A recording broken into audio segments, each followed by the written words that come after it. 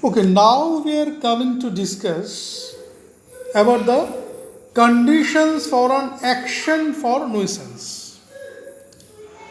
In an action for nuisance, the plaintiff must prove that he has suffered actual damage and the damage is substantial and not merely fanciful. In an action for nuisance, the degree of inconvenience is a question of fact and it must be determined by the reference of the standard of ordinary comfort. What will be the conditions for nuisance? Plaintiff has come before the court of law. The lawyers appointed by the plaintiff is shouting before the court of law that, my lord, the defendant has committed the wrong of nuisance. What is the duty of the lawyer on behalf of plaintiff?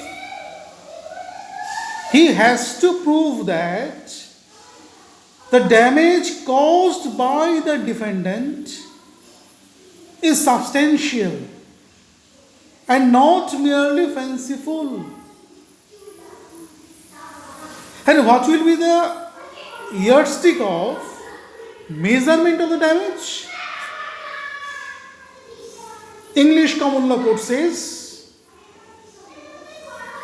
damage under nuisance is equal to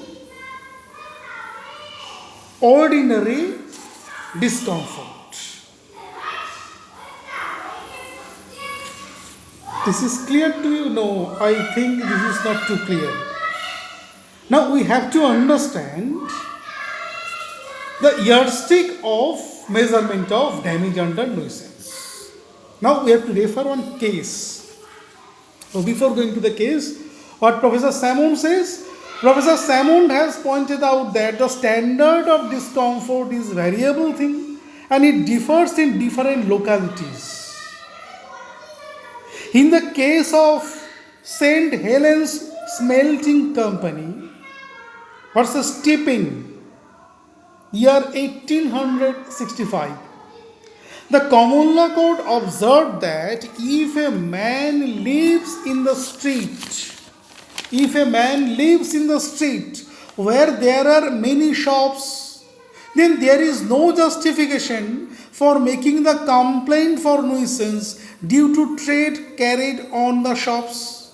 But when any occupation is carried on by one person in the neighborhood of another, and if such trade or business causes material injury to the right of enjoyment of the another person, then it must be considered as discomfort and it will be the subject of nuisance.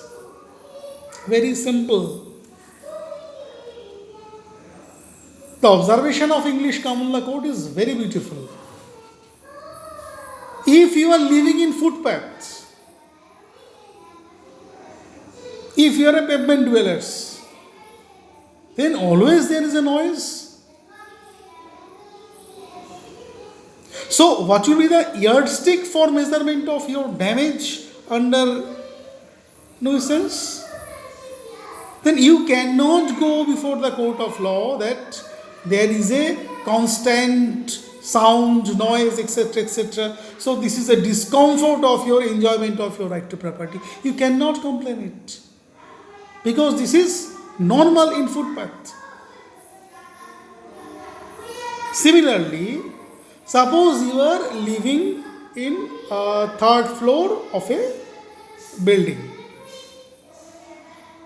In the fourth floor, one music is coming. The sound of a music is coming with a high volume. And what your father says? Oh, this is horrible. But you say, no, it does not matter. It is a very beautiful song. So, discomfort is variable. What Professor Salmon says? discomfort is variable in respect of a man of 70 years old and a man of 25 years old. But the plaintiff must have to prove before the court of law the substantial damage caused by the defendant. And the damage is not fanciful. And obviously, the court will interpret the measurement of the damage in respect of ordinary discomfort. Though it can vary. Okay, the next point is, in an action for nuisance, the plaintiff must have to prove that he had a possessory interest in the premises affected by the nuisance. Obviously, plaintiff has a possessory interest, must have a possessory interest in the land or the premises. Third point is, there must be an unauthorized interference with property for an action for nuisance. It may be done by a tangible object, for example, allowed to overhang the branches of tree into the plaintiff's premises. This is simple. The wrong of nuisance may be constituted by an injury not only to possession itself, but also to some rights accessory to possession. Just note it. The right accessory to possession, for example, obstruction of right of way, right of light, right of air, right of support of building, etc. So, right of enjoyment of property. You must have to understand right of enjoyment of a property. And in a right of enjoyment of a property, there are different dimensional accessory rights. In a building there is right of air. In a building there is a right of light.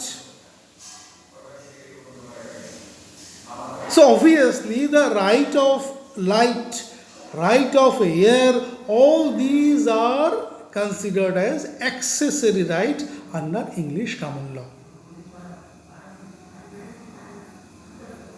And these accessory rights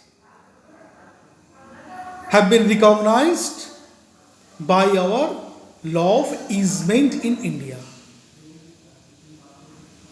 Just to see the municipal laws. You cannot construct your wall for 10 feet. Why, sir? It can cause right to air, it can cause injury to the right of air, right of light of your neighbor. So these are the accessory rights to the right of enjoyment of a property. Now we are coming to the last point, the defenses for defamation.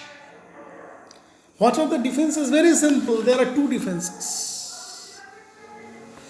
In an action for nuisance, the defendant can take the plea that the right to continue a private nuisance has been acquired by the law of prescription. It means that such right has been peaceably and openly enjoyed as an easement right without interruption for 20 years, and on the expiry of such period the nuisance will become legalized. Just to see the section 15 of our Easement Act and section 29 of the Limitation Act. They have legalized. If you means the defendant, you have enjoyed the rights peaceably without an interruption for more than 20 years,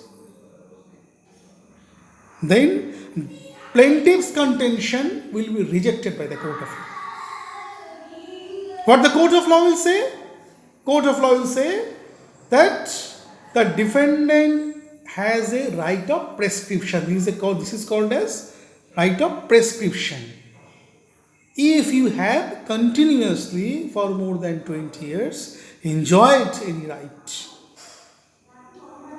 then the plaintiff cannot come before the premises of court of law with the contention that the defendant has violated his right of comfort in respect of enjoyment of a property.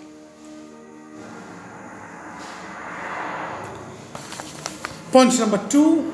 Apart from the law prescription, a nuisance can be legalized by statutory authority. Thus, when the statute expressly authorizes an act to be done by a certain person,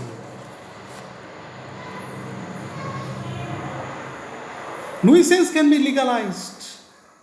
Defendant can be excused by the law of tort when defendant is authorized by the statute.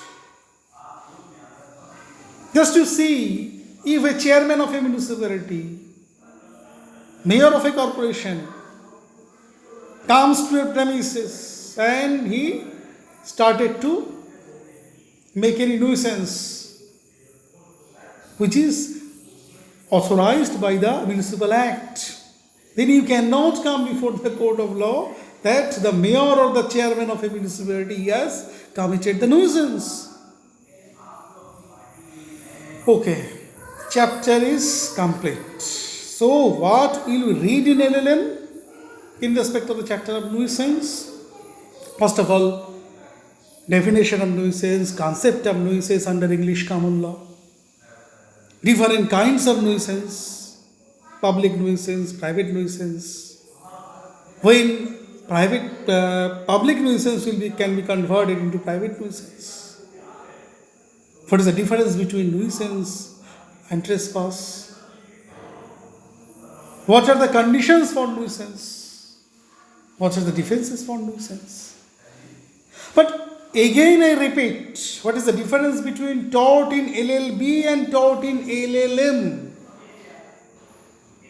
You have to write in detail with reference to case laws in LLM. Okay, thanks to all of the students of LLM Part 2 Group C. Stay at home and I request you please you study and just not to see, only don't see the movie or just your see the social media and you are killing time. No.